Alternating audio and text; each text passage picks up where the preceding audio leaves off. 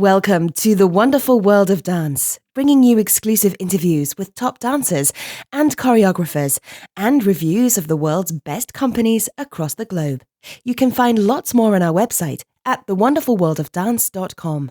Hi, this is Savannah Saunders from The Wonderful World of Dance, and today I am so excited to introduce the acclaimed principal dancer, artistic director, award-winning choreographer, musician, composer, Guillaume Côté. Guillaume is currently a principal dancer and a choreographic associate at the National Ballet of Canada. He's also, amongst many things, the artistic director of the Canadian festival, in French, bear with me, Festival d'Art des Saint-Sauveur, which I will get Guillaume to correct me on in just a second. But this festival is one of the largest summer dance festivals in Canada. And of course, the festival this year launches during the challenging COVID times and is presenting a new project, which is called A Shared Solitude, with 20 artists, 20 creations, forming one voice.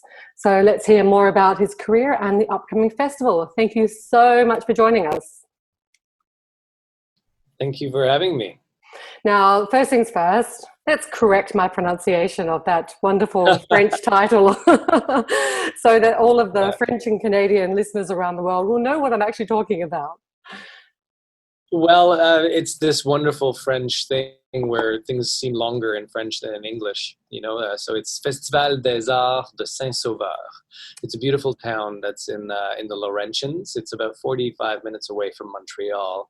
And in the same kind of vein as Jacob's Pillow or Vale, it's in the very scenic part of Canada. So that's why also I think it's kind of kept building in popularity amongst dance followers, because we've sort of directed, since I took over 5 years ago, we've directed the programming almost strictly towards dance. So we've had some incredibly wonderful developments in the last 5 years, and now we are we're happy to say that the festival got to a really great point until it just all got canceled due to the challenging time that we're in. So tell me about A Shared Solitude. What are you presenting for this festival? So when the festival when we had done our research, and it was very hard for us to let go of the live component, because there's nothing like live dance, and I fought so hard to have at least one kind of live component to the festival, but I was highly advised by everyone who was very highly placed in Canada, and said there was going to be no gathering. So for me, the mission of the festival was always to support creation. I'm a creator myself, but I truly love other creators and to be surrounded by creators. And so I was going to focus my energy towards Quebec dance creation. But also, because we have a component of music as well at the festival, I decided I was going to involve new music and new dance for 2020, 20 artists. So 10 composers, 10 choreographers, and they were going to collaborate on a project that is supposed to be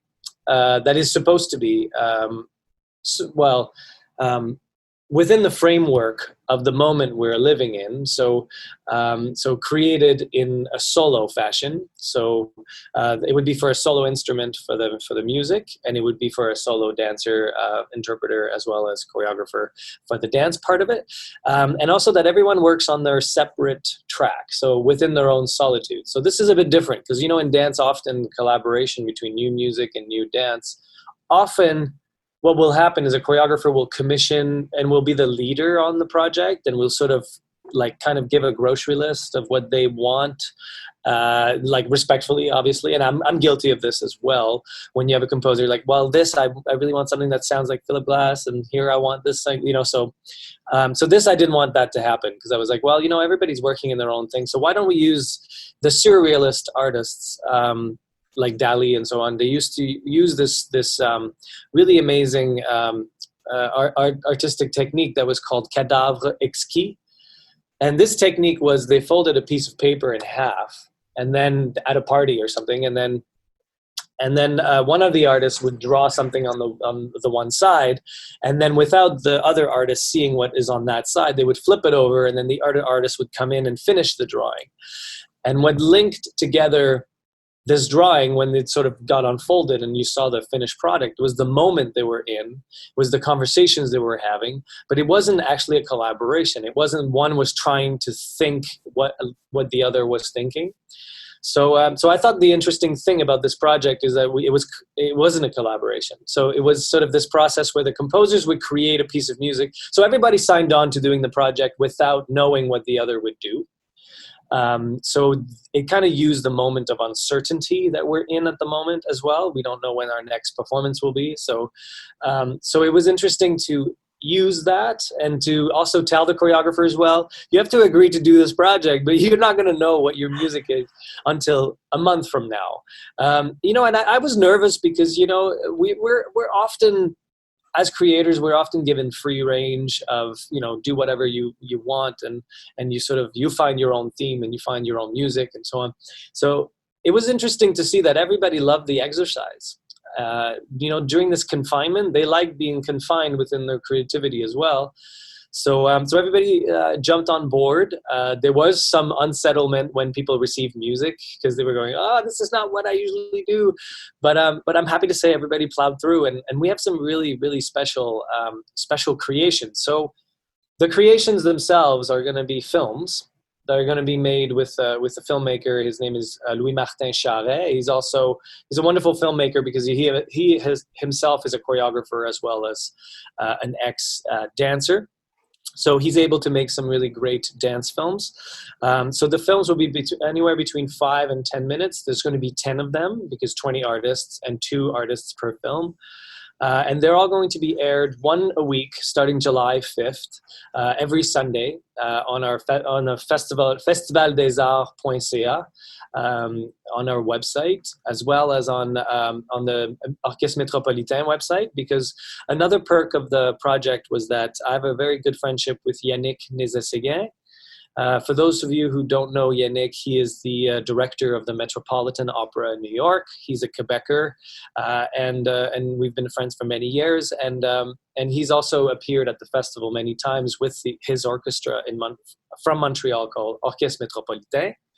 And what I did is, as soon as I wanted to involve a music component, I approached Yannick to pick the composers as well as use the musicians of the Orchestre Métropolitain. So all the finished products will also be on the website of the Orchestre Métropolitain. It sounds like quite an extraordinary project to take on as the artistic director, but as you mentioned there, also for the creators who entered into this really not having very much control and having to be very responsive. And you mentioned there about how they're all dealing with their own solitude in this time of lockdown. Mm-hmm. How have you and the other artists, what have they said to you, and how have your experience been in terms of trying to be creative and responding personally to this time? I was told by one of the artists early on in the process, because also with these films come some interviews to introduce the films. So I got to interview all these really wonderful creators, from Marie Chouinard. I mean, I'm such a fan of Marie Chouinard. Absolutely. To Margie Gillis, to young, like Crazy Smooth, a hip hop choreographer from Ottawa, who he saw the isolation as the best thing ever. Which to me was such an amazing sort of vantage point, because I wasn't there yet when I talked to him about it. But he, one of the artists said to me, we're all in the same boat, and I sort of took the liberty to correct her, and I said, I don't think we're in the same boat. I think we're in the same storm. And I think we're all in our own individual boats, and then we're kind of canoeing away, trying to stay afloat. And there are good days and there are bad days, and there are times when you get a bigger wave, and I think that's how isolation has been for me. I feel like it's been trying to sail this storm. Some days I see a little bit of sunlight in the distance, and I decide, I'm gonna be creative here, and other days I'm just completely at the mercy of this current that we're all in. I mean, the hopelessness is something that is truly profoundly difficult. Right now, I don't see much hope for the few months ahead. We will prevail, and we will keep going, and we will have initiatives that will challenge also our art form and find opportunities. And it's nice to see the glass half full, but that other half of glass is still empty, and there's a big emptiness that like live art will be feeling until we can be back on stage. Yeah, absolutely. And it's the feeling not just locally and personally, but globally as well. The dance industry, and seeing all of the creators and all of the artists who participate in making performance happen, not being able to pursue their professionalism and pursue their art in a way that drives that performance, that live performance. So it's great to see video projects and great to see festivals like this continuing. What is it that you would like audiences to take away from these 10 videos over these weeks? What is your sort of one voice message?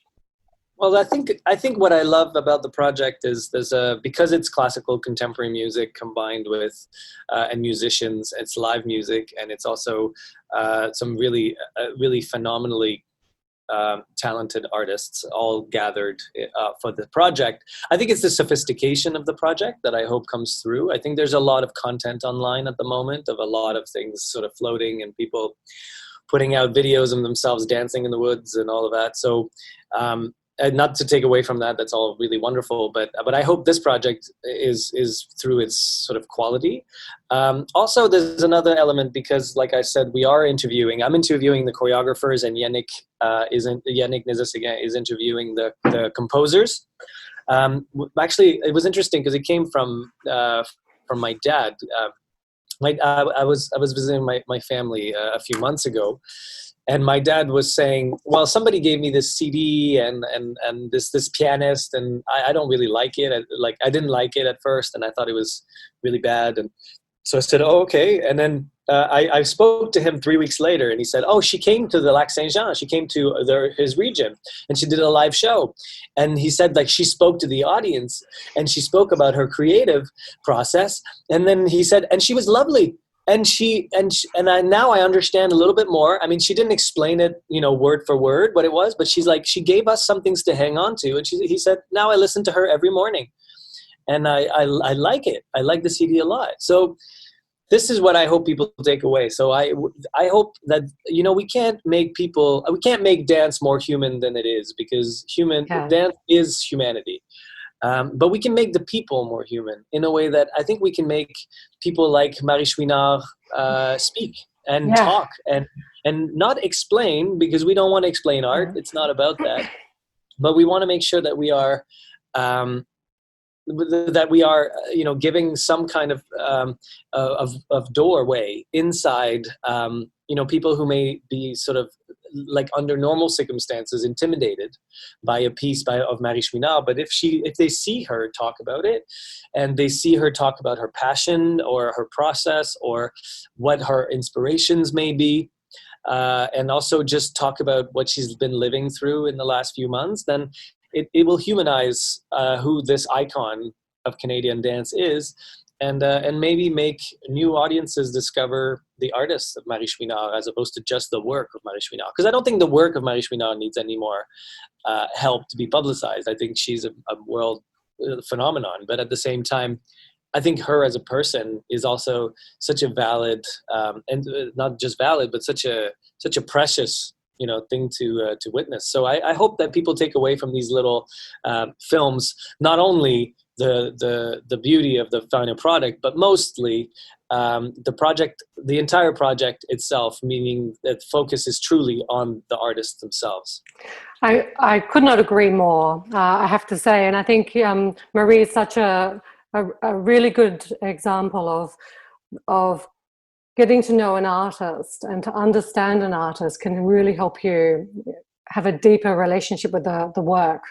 And I remember when I interviewed Marie a couple of years ago, I still to this day remember our conversation. I remember her, the way she's so exuberant and the way she talks, and she has so much passion, and her mind just works so fast, and she has these incredible ideas, and it was such a pleasure to go inside the artist, to inside the mind, and to really understand. It was actually one of the conversations that sticks out of my mind, and it was a couple of years ago now.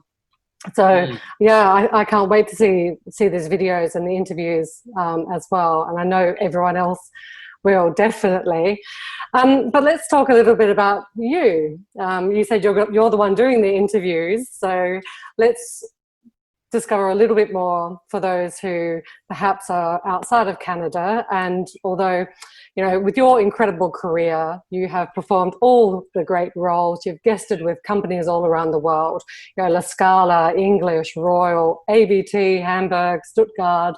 You've created a number of roles, you've choreographed a number of ballets, you compose music, you play instruments. There's so much to cover with your career. But talk to me about your love of the National Ballet of Canada, because you've been with the company 22 years, and you were promoted to principal at the tender age of 23. Tell me a little bit about that journey for you. The dance world, I think, has changed in the last 20 years. When I joined the National Ballet, there was still a lot of guesting. There was still a lot of this era of people calling you up and saying, "Hey, can you come and spend a week at La Scala and do Rudolph's Sleeping Beauty?" And so when I started with the National Ballet, I found that it was a very nurturing home. I had some incredible women around me who took care of me in the best way possible, and including my coach Magdalena Popa, who formed me, and she trained me, and I couldn't picture my life without Magdalena and Karen Kane, who was also a coach and was associate director and then eventually director, and James Kadoka as well. James Kadoka was my first director, and it's all about the care, and that's what I want to tell new artistic directors now. It sometimes care lacks a little bit in this generation. There's so many dancers that it's easy to think of a turnover company. The care that the National Ballet of Canada gave me allowed me to not just value it, but also form a loyalty. And loyalty is another thing that's going away a little bit now. You see a few dancers leaving big companies saying, "I'm so confined here, I hate it." And there's no loyalty, because I do think that loyalty is a strong thing, because big dance companies can be seen as the enemy, but also if they're well run, they can truly create artists. And you see that at Royal Ballet. You saw that with Marilena Nunes, and you see that with artists that come out from the institution. And it's such a beautiful thing when you see that it's embraced, and it's both the artist and the institution, and both seem to have an understanding and a loyalty towards each other. So that's what I felt with the National Ballet. I felt like there was loyalty and there was appreciation for me.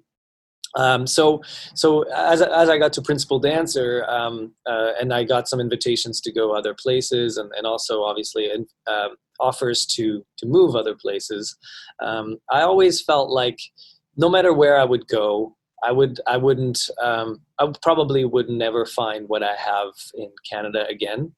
And this means I had people who told me the hard truth about, whether or not I needed to work on this, on that.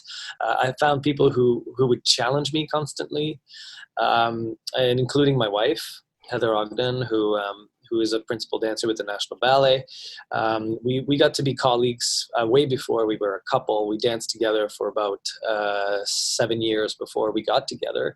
But she was also very inspiring to me. She was a colleague, but she was a partner. But she was incredibly intelligent, and she was very smart. And even though we weren't together, I valued my relationship and partnership with her a lot. So I wanted to keep that. And then, so as I started traveling, I loved, of course, the grass is always greener. So, I got wooed obviously by the also attention that you get when you go and guest other places. And so I started doing that much more than being at home for a little while there. And but I enjoyed that tremendously. And also from dancing with some of the world's most inspiring ballerinas, and from Julie Kent to Tamara Rojo to Svetlana Takarova, like I'm Eugenia in the Bolshoi, and I'm just so spoiled to have had the opportunity to go there and dance in these really wonderful places for long enough to also I don't want to say like to live the culture, but at least to be able to truly witness what it was. To be with the Royal Ballet, I was there for maybe 2 months, so I got to really learn how they work and the style, and gain true respect too for the inner workings of it. I in no way was part of it, but I was able to be a little fly on the wall for that amount of time. So I loved it, but I also loved going back home and bringing those things back. And Karen, as she took over directorship, she was very clever at bringing the right repertoire at the right time. And there's a few examples from bringing in Christopher Wheeldon's Winter's Tale to bringing in also a role for me that changed my career, which was Nijinsky by John Neurmeyer, and that role sort of extended my love for the company and for dance in general, which is a crazy thing to say that a role could do that, but it did. And also that she saw an opportunity when I started loving choreography, and that's another great thing from a great artistic director. I think it's not just letting things roll, and not just say, well, if people want to choreograph, they'll find a way. Like, that's not always necessarily the truth. I think as an artistic director, and even Reed Anderson, who was director here before, you spot it. I think you go, okay, well, this person has a really knack for musicality and for partnering and whatever it is. So I'm going to give that person extra chances. And that's kind of what happened. So Karen gave me some really wonderful opportunities choreographically. And I was able to create as I was still dancing, which is like not always the case. Usually when people start creating, they kind of have to slow down their dancing, but I was able to do both, and I love that part of it. I love learning from being the choreographer, and appreciating other choreographers and appreciating the craft of choreography as well, and the respect of the choreographers in general. So then Canada just really, it was a no-brainer that I would stay here and keep investing my time here. Also, that I feel like there's a huge potential for dance in Canada, even more than we know. I think dance is the National Ballet is a very important company and so on, but there isn't that much going on in Toronto. Because those people who are not familiar with Canada, Montreal is truly a hub of contemporary dance, from La La Human Steps to Marie Chouinard to Vertigo to there's been so many amazing companies coming out of Montreal, but Toronto is a little bit more of a deserted island where there's National Ballet of Canada, and that's kind of it. So I hope to really broaden also our audiences. I believe in ballet, but I don't believe in the context of ballet being always the same. So I like changing, and that's where my love of choreography came in, because so I made a production with a very famous theater. Actually, opera designer. His name is Michael Levine, and it was a sort of a coming together of visual art and of ballet. I think it was an extremely interesting project. Whether you liked it or you didn't, it's another thing. But the interest was definitely there, and then I created another full length ballet with Robert Lepage. Robert Lepage is a very famous theater director. He's a Quebecer, and we worked on the life of Norman McLaren, who's an animator. and animation is choreography of the screen, more or less, right? So we put a full live show, which is supposed to come to Sadler's Wells next year, which I'm not sure if it's going to happen now, but anyway, so all this to say that it's a ballet, but it's it's a proposition that's very different than the usual ballet you would see. So that's kind of my passion as far as like trying to do ballet with some different quirks, but yeah, I mean, I've found challenges along the way, and also my personal life has been really great in Canada, because I find that the living arrangements, I never wanted to live in the United States, I'm sorry to say, but I never really was drawn to living in the States. So I loved the Canadian mindset. Also, I found that having my children there, bilingual, close to my family, having great values, was very important. So right now I'm still in a place where I'm going, I don't know what my next adventure will be, as whether it's as a coach or choreographer or artistic director, and I don't know if he'll keep me in Canada. I hope it does, but if it doesn't, I'm open for a new adventure, maybe moving to Greece for a few months. Gotta come to the Greek islands with me. Bring the kids. So tell me about your choreographic process. I love this idea where you're talking about ballet in a different context, and contrasting, involving different mediums and illustrations, etc., and the visual arts component. And of course, you're very musical, being a trained musician and a composer, which I think for a choreographer, that's not very common. It's not something that you hear too much about. So talk to me also about the musical component in how you approach your work as a creator, but also I can imagine, of course, that's going to give you I don't want to use the word edge, but that musicality must help with the performance as well. So I'm really interested in the processes. Yeah, I mean, I see choreography as this,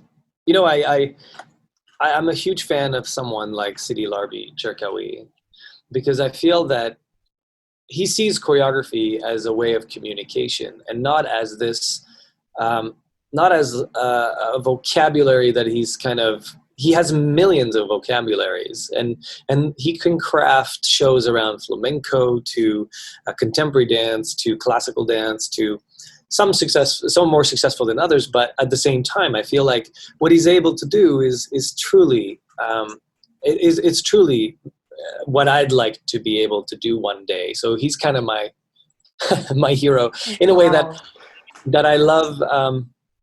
I love that way of working.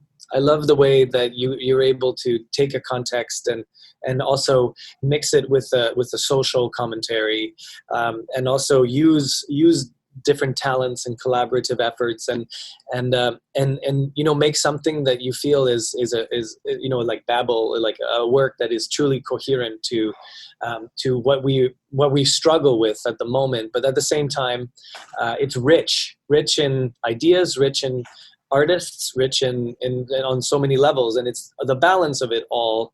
He's a great director, a great choreographer. He seems to be a great artist, because and then that's also why I wanted to work with Robert Lepage as well, because I feel like he's so great with doing that with circus and with doing that with opera, and he does that with he was doing that with kodo drummers in Japan for the opening of the Tokyo ceremonies before they all got canceled. So I love the idea of working with dance, but in that way. So, but I like I like classicism, and I like classical ballet. So I'd like to incorporate more of a classical ballet component than CD in some ways.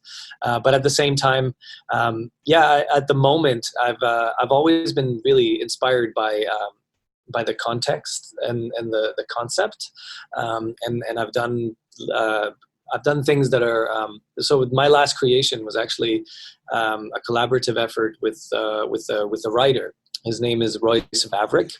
He's a Pulitzer Prize writer, and he wrote sort of a modern day fairy tale that was sort of meant to be actually very adult, and it was, and we sort of made a story ballet out of that, and so that to me was basically the project came out of the collaboration between me and this writer. So often I'll use a collaborative.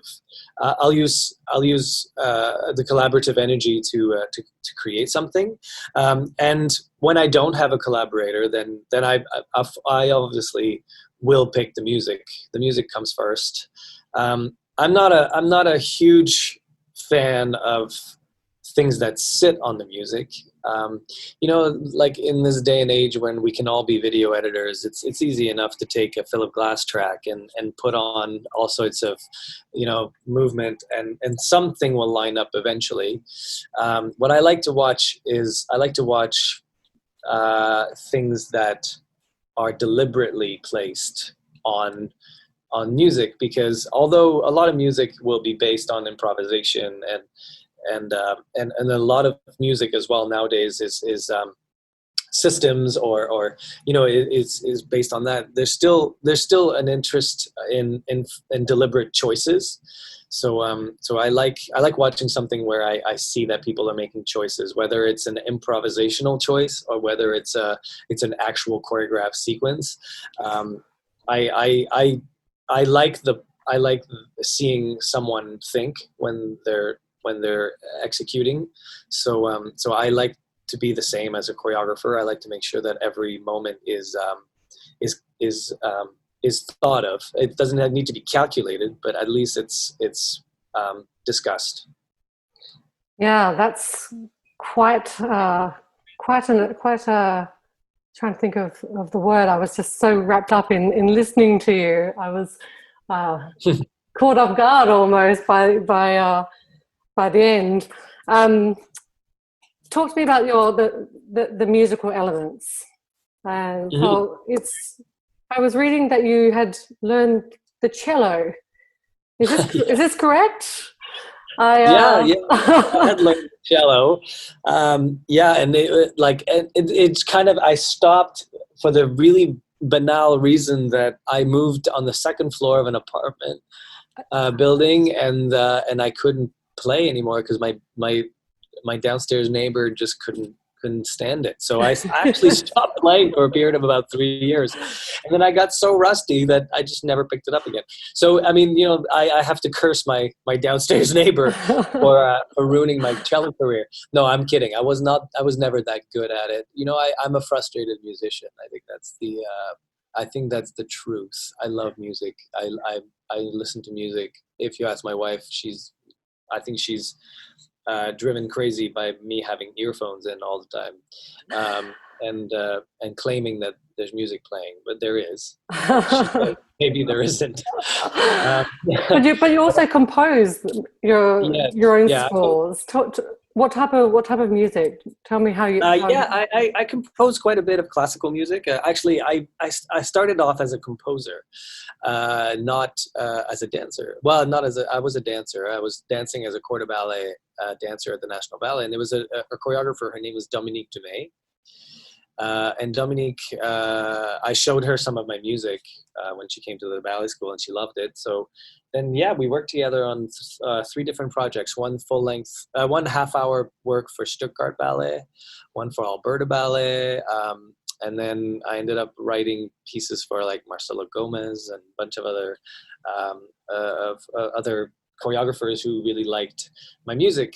So I started working really late at night for a long time, doing my dance during the day and then doing the music thing. And at a certain point, I think I got insecure about the music thing, because, some people, I dedicate 7 hours a day to ballet, to dance and to my craft and choreography. But music, there are people out there dedicating 7 hours a day to composing, to writing music. And I didn't think I would do justice to to keep going and try to do projects side by side. And then my dance career also started to take off with an international component. And so I stopped writing music. I keep playing. I play guitar quite a bit still, and I play piano when I can. But I stopped. I stopped the composing, I would say maybe like 7 years ago or something like that. But yeah. I've written 2-3 pieces since then that I think I'll resurrect my composing side eventually. I did write a piece of music that I choreographed to in Italy. My first full length was in Florence at the Maggio Musicale in Florence, where I wrote the score for the orchestra. And choreographed the whole thing and danced in it, and that was like probably the most difficult thing I've ever had to do in my life. So I was traumatized. I don't think I would ever try that again. But I'll try to do music again. I mean, the thing is, like, I'm such a fan of so many composers at the moment, and I think I'm enjoying being a fan more than being a composer at the moment. With all of those incredible talents that you have, I have to ask, how do you do it all? How do you balance it? Because you're not just the principal dancer still, choreographer, artistic director, husband, father of 2. It's and you're acclaimed at what you do. It's a huge amount to take on. How do you do it all? Do you sleep ever?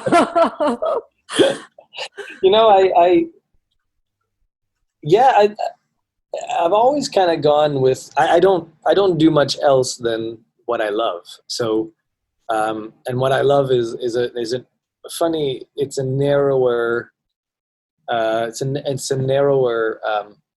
hallway than most people. I love everything related to ballet, to dance, and music is that. Music is related to ballet and dance, and when I listen to music, I see dance. That's why I listen to music, because I see movement. Everything is related to dance. And in some weird way, also my wife is related to dance, because we work together and we share the same passion and the same love of dance. I bring dance into my family, to my kids, as much as we can, so I think the way that I do it all is because they're all related and they're all interconnected. If I had the interest of I don't know, accounting or something, or like that's random. car making and ballet, then I would say, those things are hard to find the schedule for. But it's funny because I'm able to multitask quite a bit. Also, at the Festival des Arts de Saint-Sauveur, I have an incredible executive director, general manager. His name is Etienne Leving, and we've been friends for many years. And he's able to. I'm good at delegating, so he's very good on that side. He's very good at helping me manage a lot of the artistic direction for that. And as far as in the end, I think I don't do anything that I don't really play sports or anything like that, or I don't have any hobbies that take me away from what I love to do. So you do what you love. That's right. So, given the global lockdown, and we're seeing some released lockdown life, at least in the broader world, you may be able to go to a shop, but you still can't go see dance. What's next for you? You've been with the company over 2 decades. What does the future next year look like? Next 5 years look like for you? I think I'd like to. Well, I had some big plans, and then now they're not as big. It's a normal. I think it's a normal reassessment that I think most people are kind of having to do. I've dedicated the last 22 years to my dance career, and so I want to finish that on a high note. One of the things that I want to focus my energy on, and I've been creating. I created this independent project called Crypto, which is going to start touring in Canada as soon as we can. Taking it to the small places in Canada, because that was also part of my project, because I want to go to smaller cities, like, because National Ballet sort of stays in Toronto and then goes to London and Paris, and it's exciting and stuff. But we need to get out to the small places in Canada, and we need to show high level dance, not just the smaller companies, but we need to get out there. And I like to, I did this tour a few years ago called the Kings of Dance, and it was like one thing that I did learn from that project was that we went to small cities in Russia, and that was one of the funnest thing ever, just because you introduce a whole other crew to what we do.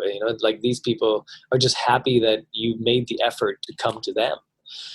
So that's something that I'd like to do as artistic director. Also, one day, if I am an artistic director, I think that's our future. I think we need to keep thinking of going to the people.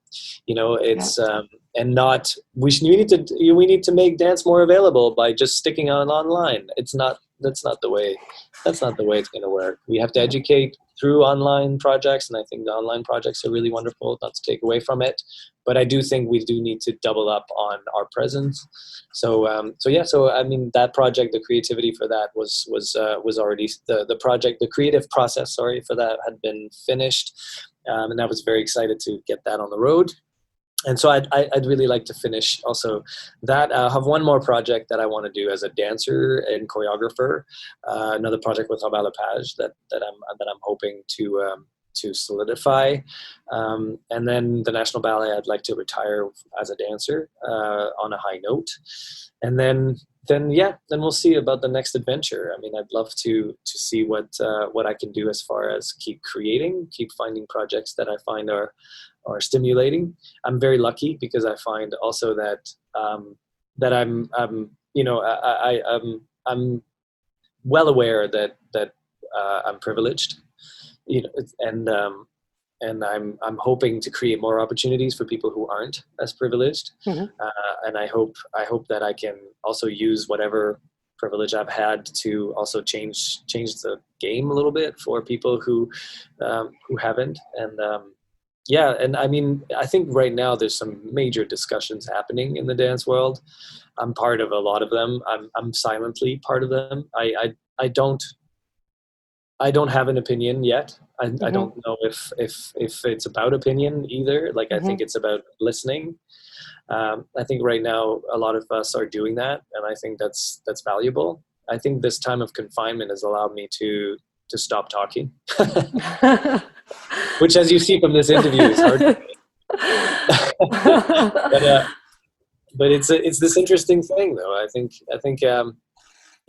and start listening to. Oh my God, I think I haven't truly been as non-biased as I think I have been, and I think we're all guilty of being also non-active enough, passive a little bit about a lot of these issues. There's a black dancer in our National Ballet company who's making us really face a lot of the racism that has been in dance, and also the stifling of opportunities for black artists. In Canada, the Indigenous community has had a huge problem in a way that their art and the way that they've been kept from the high arts in that way has been truly difficult. So these are conversations and that I've sort of kept my ear into, and I'm hoping to make a difference in the next few decades. And we all want the dance industry to be better. We all want to be better, do better, and to, as you say, to listen and to learn, so that we can take the right action. And as you say, now is a great time in our self-isolation to listen and to see what's going on around the world and to make change. But my final question is, And thinking about the privilege that we do have, and those who will be listening to your incredible story and looking at your incredible career, and thinking, I would love to follow in your footsteps. What advice would you have for other aspiring dancers who are looking for this type of international acclaimed career, or looking to move from being a dancer into a creator within the modern world that we live in? I think what separates the good from the others and the successful ones, focus on the work, focus on working, and focus on the integrity of the work, like from Roberto Bolle to Marianela Nunes, which I named before, to Tamara Rojo, to Alina Tejacaru, to Paloma Herrera, Julie Kent. Like the one thing that I can easily say is it's not an Instagram profile. Like it's not, they're not personalities because they're personalities. They're personalities because I watched Roberto Bolle at La Scala do class every single day and balance for longer than, like, just as an exercise, like for hours on end. And we did Bolle and Friends, and every day he danced all day, all the time, worked on his technique every day. So that's my only advice. It's to find love in the work and working. Don't try to, you're not going to find a magical new teacher online that's going to fix your problems. You need to just look around you, look at the best mentors that you can find, have a clear goal as to what you would like to achieve, and work. And also, like we see time differently now than we ever have. Our short attention span seems to believe that 1 hour of work is a long time. I think it's not. I think for ballet and for dance, for training, I think we're looking at spans of 6 to 8 hours. Like, you have to look into how can you work as hard as Marianela does. Like, and that's hard, because these people work so hard, and myself included, and Heather, my wife, included, and coming back from a baby and those things. On Instagram it looks like, 3 months postpartum, I'm back in the studio, but we don't talk about the insanely difficult, like, early morning where she's crying because she doesn't want to leave her children, but she needs to go in because she needs to get her career back. And so you have to focus on the work and find happiness in the work, because otherwise you're always going to fall short of skill. It's great advice, and it goes also back to what you said about doing what you love, and finding love in what you do and working so hard. That is such wonderful advice. Thank you so much for talking to me today. It's absolute delight. I'm looking forward to seeing the videos which are starting to be released on the 5th of July. And for all of the listeners, check out the website for details of how to access those and the release schedules. And the website is I will spell it.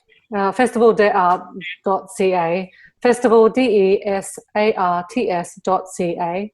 And don't forget to follow on Instagram. Thank you so much. So lovely to talk to you. Thank you. So nice to talk to you. Don't forget to subscribe. We've got some incredible interviews coming up with principal ballerinas and renowned choreographers. We love dance and ballet, and we hope you'll love us. Join us on Facebook and Twitter.